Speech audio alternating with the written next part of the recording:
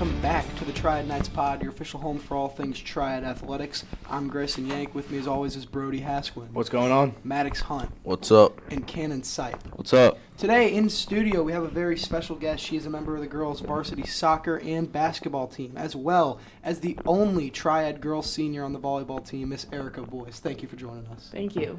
Now, I mentioned it there in the little introduction, but you were the only senior on the girls' volleyball team. What was that experience like, kind of navigating through that? It was definitely a different experience because you're with a bunch of people that are definitely way younger than you, and you have to kind of figure out how to, all work together, and, they're still learning, but you have to help, teach them. So it was definitely an interesting experience, and I'm very thankful for it. Yeah, I mean, a lot of underclassmen, a couple freshmen making an impact on the volleyball team. How did, stepping up into that leadership role, was that something you were comfortable with right out of the gate, or did you kind of have to learn that throughout the season? Well, it wasn't really like I had to learn it. Everybody kind of made, it feel natural that it was just everybody just looked towards, our upperclassmen and was like, so can you guys help us? We want to do good this year, so. Yeah, and being only senior on the volleyball team, did you feel like the only leader, or do you think the juniors helped you out a lot? The juniors definitely helped out. That because in a rotation, sometimes I'm not on the floor. I played 3 rotations. That Heidi and Grace both played all the way around, and Allison was out there too. You definitely had a leader out there all the time. That was definitely helpful. Yeah, I mean, I mentioned it earlier, but a couple freshmen in the rotation too.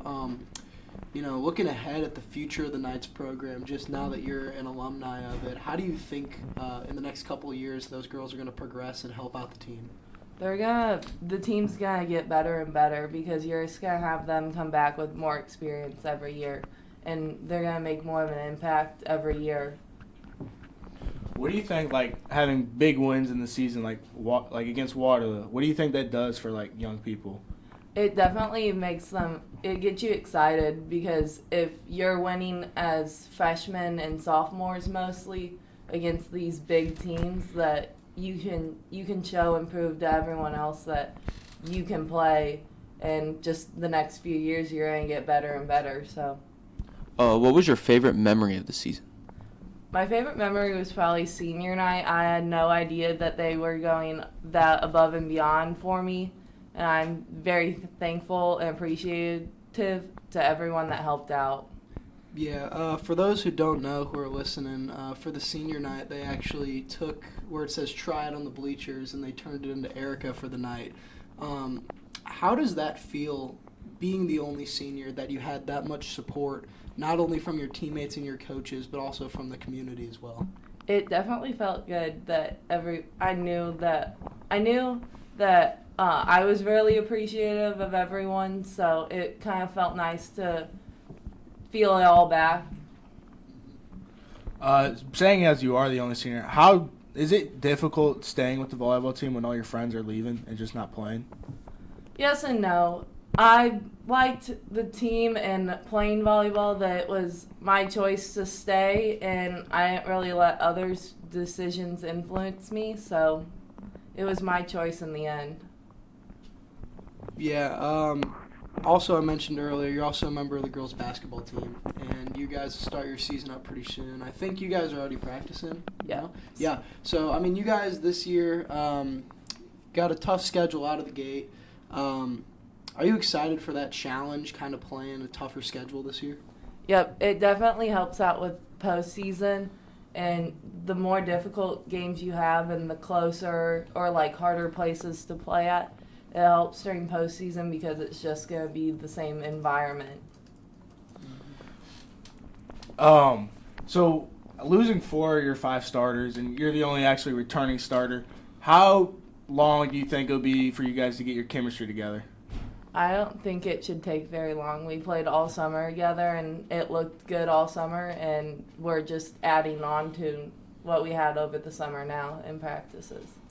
What is your favorite Coach Hunt story? Like we all here have played for Coach Hunt at some time. Like he coaches us in baseball. We all know him pretty well.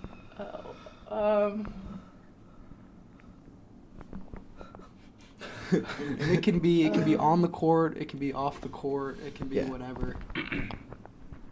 I would probably have to say like the Friday morning practices my freshman year that we would like he would be so full of energy and like everyone else is just showing up right out of bed. That was definitely different as a freshman coming into that for like the first Friday morning practice. Yeah, we know Maddox has a great relationship with Coach Hunt, but playing for him for this many years, what's one of the better traits he has developing talent? That he definitely communicates like to us like what we're doing in practice and how this is gonna be beneficial for us. Yeah, going back to basketball as a team standpoint, do you see you guys as a offensive oriented team or defense this year? Defense for sure. We're gonna have to. We may not score a bunch, but if our defense is as good as we've been trying to make it during the summer and now, we should hopefully win games off just our defense. Yeah, kind of picking off there what Maddox said. Offensively, you guys losing 2,000-point scores in Savannah Hildebrand and McKenna Witham. How do you expect to pick up that offensive production? And is there anybody in mind that you can think of who is going to kind of carry the offensive load there? We're definitely going to have to play as a team on the offense and we're going to have to be unselfish for our teammates to find the best shot for us and run off our defense with a press to help our offense. Yeah, and do you see any underclassmen helping you guys this year? I definitely do. They came back from freshman year. Kenzie and Addie definitely have more experience now and should help us. Yeah, just taking a quick glance at your schedule this year. I mean, East St. Louis, second game of the year. You guys are going to play Marion this year. Collinsville is always going to be a tough matchup for you guys. Althoff this year. Glenwood, who's been constantly producing in every sport this season. And a little thing that not a lot of people talk about is Civic Memorial girls basketball. Some of their other sports don't always get the recognition they deserve, but girls basketball, they've built a really good program over there. What's maybe some of your favorite memories in conference when it comes to winning games? Definitely like the close conference games that comes down to the fourth quarter and you have to like fight through fatigue and mental fatigue to win. It's definitely fun. Is there any game this year that you are like most excited for? Definitely all the Mega Knights. Now that we're with the boys team, it definitely brings more energy on Fridays, and it's nice to see like more people coming out to the girls' game. What is some of your guys' team goals? Our team goals are definitely to have a winning season for sure, and I think overall just like get better as a team and work as best together as we can. No, I mean living with Coach Hunt, man. I know there's a hustle chart that you guys have, and do you prioritize yourself getting on that hustle chart every game? Yeah, it's a mindset for me personally that I'm gonna work as hard as I can, and hopefully that pushes my teammates to work harder because we're competing with each other. Yeah, kind of taking it back, you said about the Mega Knights and having more people at the games. We know from playing baseball and from football, we see both sides of it, of a lot of people at your games and not a lot of people at your games. And we know that different environment kind of creates energy, and it can be better when there's more people. If you had a message to the Triad student section about why they should show up to girls' basketball games this season, what would it be? I would say girls' basketball games are definitely a different environment than the boys, that when students come out and bring energy, it definitely helps our team, and hopefully we can win when everybody comes out. What is the loudest gym in the MVC to play in? I would have to say Waterloo probably always has a student section. Yeah, Waterloo, surprisingly, if you look at the past couple of years, just based on records, The MVC is probably one of, if not the best, girls basketball conferences in the entire area. From a competition standpoint, how do you guys feel like you're going to do this year against those other teams? I feel like we're going to do good because we're such a good working team together that if we can just keep playing our game and not worry about everyone else, I feel like we could be really good in conference. Yeah, and talking about games, I know every conference game is a big game. What non-conference game are you looking forward to this year? I would probably have to say the East St. Louis game. It always gets close at some point, and you have to push through and keep going, so that would probably be my pick. Kind of a non-basketball question here, but I know Coach Hunt always, if you get a road win, you normally get a gas station stop. So when you guys have those gas station stops, what's your go-to order? I would probably say probably any type of chip and a Gatorade. One of the last things I kind of want to touch on here, you guys have had someone with you, I believe, through your entire high school career and who will be here after, and that's Hayden James. He's a big piece of the program, big piece of the team.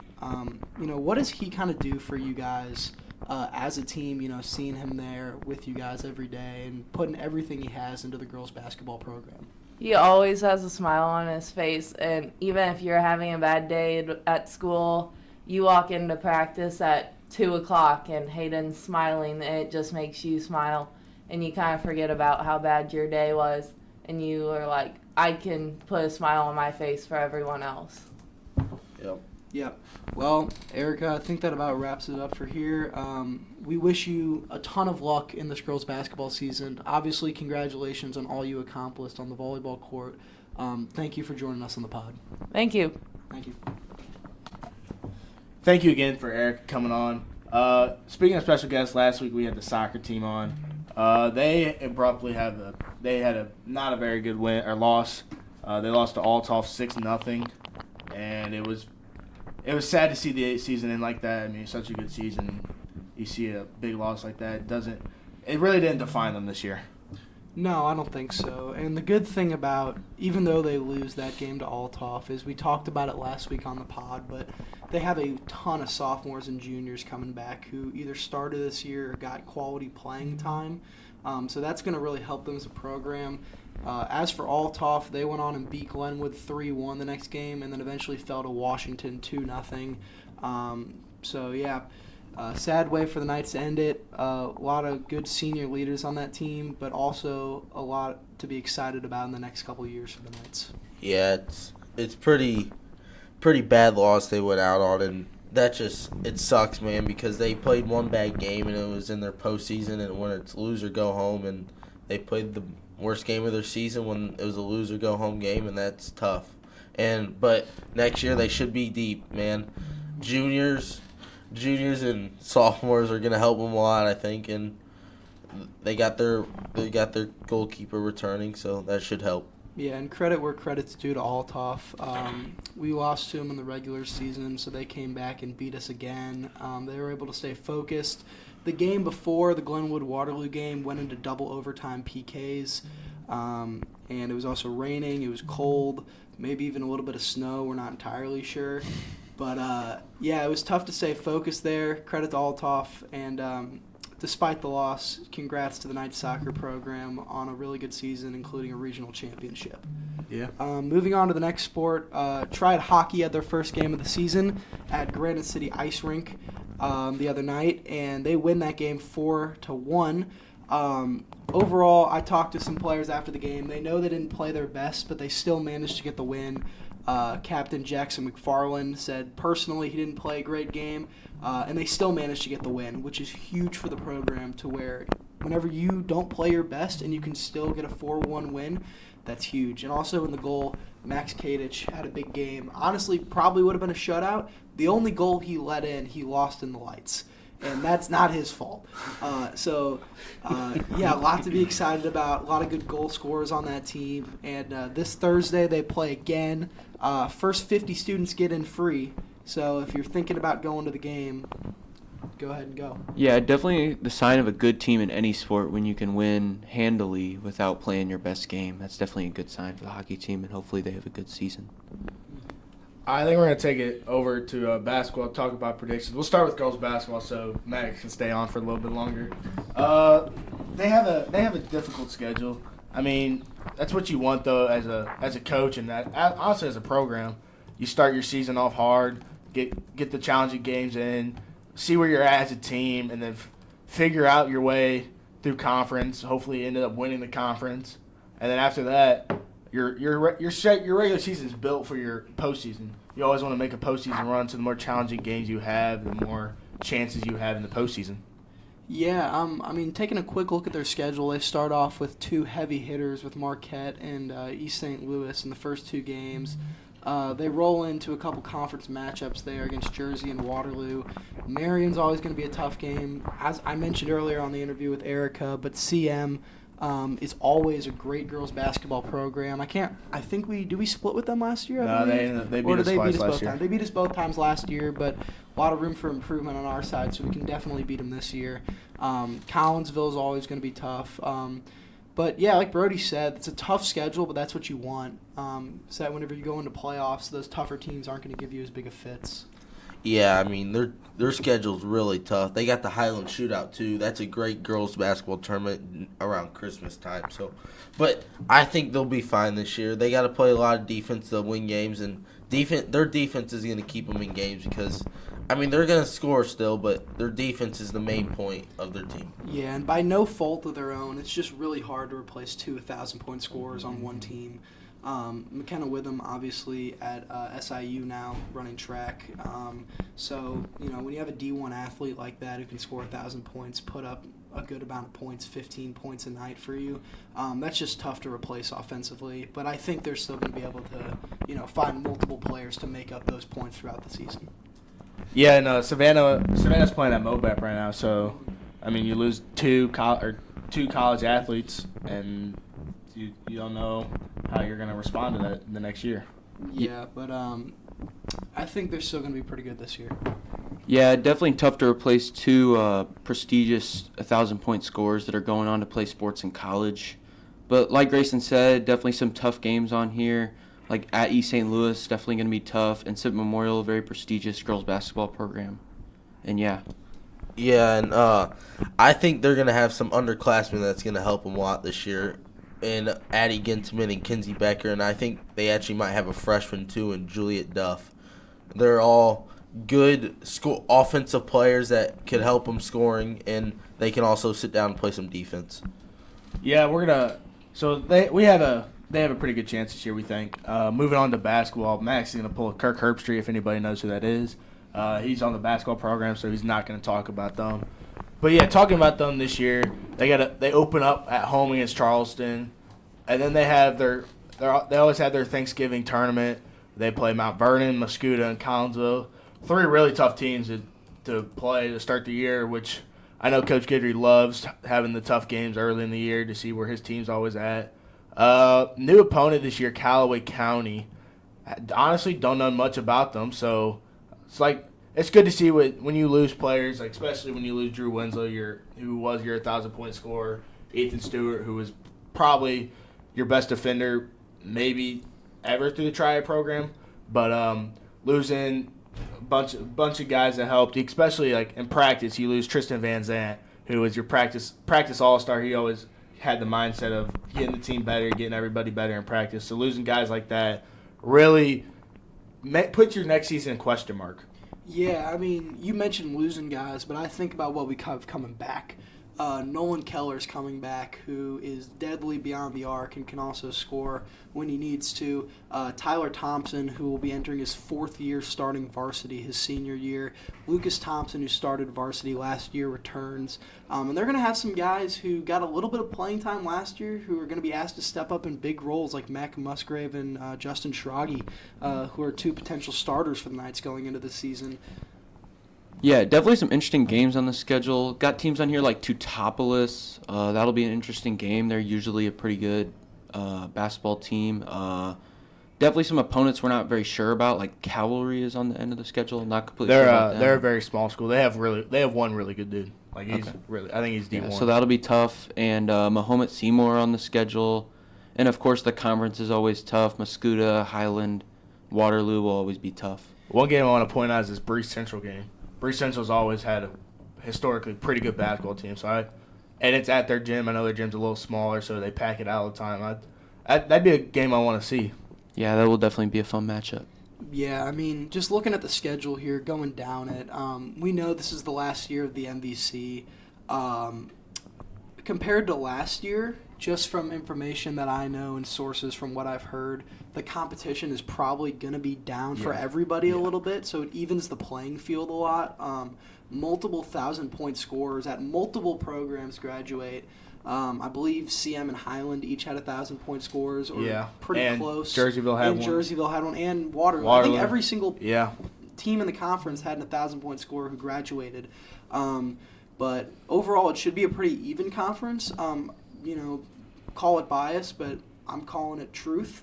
I think the Knights are the best team in the conference this year by a decent margin. Yeah. There's players here and there for other teams, but I think just with the chemistry of the Thompson brothers and Nolan, and also Coach Jeff Guidry, who will be joining us on the pod in a few weeks to talk about the season, I think they have something really special this year, and we'll see how it goes. Yeah, I definitely think it shows the strength of the MVC in basketball to have every school have 1,000-point score. That's very impressive, and I don't think many conferences in Illinois can match up with that. No, I do know.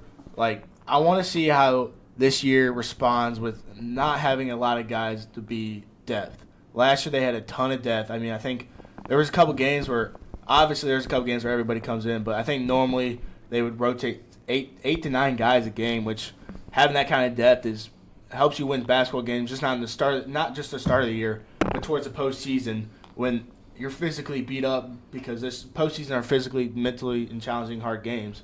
So losing depth last year is gonna. I just want to see how it plays out this year. Yeah, I mean, last year you had guys who were rotating in, like Isaac Ackerman would come in off the bench, and you had a couple guys who would just always be reliable to come in and do their job. This year, I think the betting odds for the sixth man is probably Braden Riney, who he's a good player, but just compared to the guys they had in the rotation last year, it's a little bit weaker, which that just comes with, people leaving and coming in and out of the program and who's graduating and all that. But depth has definitely been a big issue with this Knights team, but I think the starters and the sixth man are good enough to carry it to where you wouldn't notice it as much as you normally would. I think if I had to guess, there's probably 2 sophomores that are for sure going to at least dress. I don't know if they'll get playing time, but that's Liam Bach and Matt Morris. I'm pretty sure they're going to get minutes this year, whether it's blowout games or even key minutes. I know Coach Guidry always likes giving young guys a couple chances to see, for one, get varsity time and see what they're doing. And then a junior, Maddox Hunt, you can see him probably getting playing time this year, he's been a practice warrior for the past 2 years, and he's always pushing people in practice. And Guidry loves that, so I'm hoping people that practice hard or get good practice minutes will help with the depth problem this year. Yeah, and they will definitely be tested early, as the depth will probably be needed against teams like Mount Vernon, Collinsville, some of these teams that they're going to play in the Classic on Thanksgiving. Yeah, for sure. Last season, the Knights made it all the way to the Super Sectional. Super Sectional, lost to Chatham Glenwood. Super Sectional, they lost to Chatham Glenwood in that game. When you come off a big playoff run like that, there's always high expectations. And I think the Knights can deliver and come back and play a really strong season this year, especially with the schedule they're given, the MVC being down a little bit and just having some returning guys. Yeah. Yeah, it will definitely help that guys like Tyler Thompson and Nolan Keller come back from that team and have a lot of experience in big games and tough environments. That will definitely help. Yeah. We kind of covered everything we wanted to cover there. Obviously, we wish luck to the boys basketball team and the girls basketball team this year, as well as the hockey team. boys basketball, Coach Goodry will be joining us, I believe, next week. Or I think the following the week. following week. Yeah. In 2 And I weeks, think we're Coach gonna have Hunt him on. during the And season. Coach Coach Hunt Hunt will will be be on on. during the season with Hayden James as well. So really excited to get a chance to talk to them, maybe dive deeper into some of the things they're looking at, and they're excited to coach this season. But yeah, thanks for listening to another edition of the Triad Knights pod, and Roll Knights. Knights.